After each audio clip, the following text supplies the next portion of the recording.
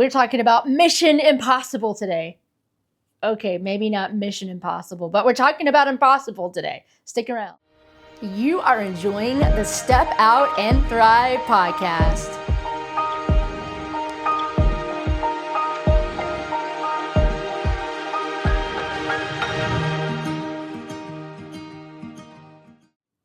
Hey, welcome back to the Step Out and Thrive podcast. My name is Bethany B. Joy, and I'm so excited that you're here joining us. And are you in the right place? Well, yes, you are. You should just stay here, even if you're not in the right place, because there's no not right place here. If you're here, you must like community. You must like an animated person. I'd love to talk to you, but I'm hoping you're one of those people that feel like you pour out on a day in and day basis. And honestly, maybe you feel like nobody really knows you underneath the hat that you wear during the day.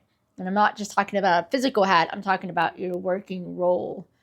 So a lot of the people that I work with are real high achievers. They own their own business. They're head pastors, they're counselors, there's leaders. And they're looking for a place where they can be and actually take their hat off and just find themselves again. They're looking for a place that has resources that they can use with the people that they walk out with.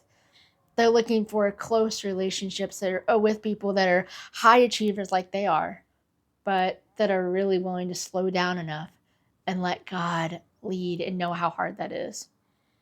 They're looking for people that can show up on a week in and week out basis, no matter how hard things get. They know that community and connection and God moving is the most important thing. If that resonates with you, well, you're in the right place. Here is Step Out and Thrive. And you joined us literally right in the middle of a series. And I know people are like, oh, I hate that. And if you're anything like me, I joke about this every week. I always say, go back to the beginning because it does make sense, right? You always want to send people back to the beginning, but I don't follow my own advice. If I'm listening to a podcast and I catch it during the middle, I'm listening to the whole podcast. I just am. I'm not going to go back to the beginning because I want to see if I like that episode before I invest in all the other ones before it. So if it's a bad episode, I don't always listen. And that's not a really good thing now that I think about it. So if you think this is a bad episode, you should still go back and watch the beginning of the series because it could be better. I don't know. But anyway. And also, just so you know, I don't edit these. I know a lot of people do, or they have these AI twins. You get the real deal. Congratulations. I don't know about you, but I'm always looking for people who are just authentic and real, especially in today's AI-driven society. You get everything here. So we are going through my book, and just in case you want to see the beautiful covers, so many of you guys make fun of this thing. I love this cover so much. Okay. Keeping it real, when I first had this cover made, and it's by an amazing person, this person's on Etsy, by the way. I never would have thought about Etsy for a book cover design. I looked everywhere, but I really hit it off with this person, this creator, and they were just so amazingly creative, coming up with all these different ideas. And when they came up with this, actually, this was a couple different designs separated that I decided, can we just do it all in one? I'm that person. And if you know me, you know that's true. And so this came as a result of that. And my kid's like, Mom, that's so AI. And I'm like, even if it is, it resonates with me and I'm going for it. But this person did a great job with this cover. I'm very proud of it. But the thing that I really liked is how dry this bottom is. And there's that plant. And then look at the color of the sky. And some people were like, well, because I put a bunch of my choices on Facebook, which honestly, I already knew what I was going to go with. I just like to include other people in the decision-making process. And my people are very real and authentic and they don't hold back, which is great because I've created that trust in my community. But a lot of people did not like the darkness of the sky. They're like, Bethany, your book is Step Out and Thrive. You want it to be a happy book. It is. But storms aren't always happy. And life has storms. So I didn't want to paint a picture that's not true. So this cover looks very true to me. We've talked about the first couple letters of Thrive. The first one is through. You have to decide to go through the storm. You have to decide enough is enough. I'm done stuffing. I'm done numbing. I'm done running away. I'm done trying to go around. I'm done pretending that it's not there. I am ready to go through the storm. And then H, we're not going through it alone. We have him. We have God, the Alpha and Omega, the Abba Father. We are not alone. But the truth is, we talked about that week, is do we really know who he is? Do we have an avid relationship, or do we just know about him? The R, and this was the hard one last week. Y'all, I know, I feel it, because I still feel it as I'm talking. I'm like, hit the brakes. I don't even want to share it with y'all because I know I'm going to lose some of you guys probably right here when I say this, but the R stands for receive. And we talked about how hard that is with those of us that give on a continual basis. It's the one thing that we want. We want to receive, right? We're dry. We want to receive, but at the same time, it doesn't feel right. There's a lot that's going on inside of us, but the truth is, thriving is not about the more that you can do. It really is about the more that we receive, because we can't do without receiving. Period. There's no comma. There's no and. Period. That's a hard reality to sit with. I, which is this week, stands for impossible, not mission impossible. I thought that was kind of cool, but it's just the impossible. And here's the thing. In a world that we live in right now, with all the math equations, with everything that has to be figured out, right? We don't like things that don't add up correctly. It really messes us up. In fact, a lot of times when things are miracles, or however people want to call it, we're skeptical, right? That's our first reaction, most of us, is we're skeptic about it. Like, what do you mean? Have we lost the idea that we have the God that can do the impossible? And again, here's the thing that we forget. That God that we labeled in the H back here, that God is who does the impossible, not us. If we take ourselves out of the equation, all of a sudden it makes a whole lot more sense. Have we lost the God of the impossible? Or are we just settled with the God who just is? And by is, I mean the God that we see on an everyday basis, because we're afraid to look to the storm, because we're afraid to look into the unknown, because we're afraid to look at things that maybe we haven't experienced yet. In my book, I share a lot of stories, but one thing that I really kind of got with this week is, I don't know about y'all, okay? And I love people who play football, because, I mean, all three of my kids have now, which is insane. But all three of my boys have done football. And it is seen, and I don't think they're allowed to do it anymore. But you guys know where I'm going with this. Tim Tebow, for a while, did the thing underneath his eyes. I don't know what that paint's called. Y'all can tell me. But the little paint thing underneath the eyes, and then you do like verses, right? The verse that I see all the time, and some of you guys know where I'm going with this, is Philippians 4:13. I can do all things through Christ who gives me strength. And I'm like, oh, but that's totally taken out of context, and I'm not going to go through that sermon on here. And that's not really all in the book. In fact, it's actually taking the book in context and actually congratulating the verse for what it says. Because it says, through him receiving impossible victories every day, right? So Philippians 4:13 is, I can do all things through him who gives me strength. That's what we keep on forgetting about. And it's all things. All things. There's all. I mean, I don't know about y'all. There's nothing that doesn't count for all.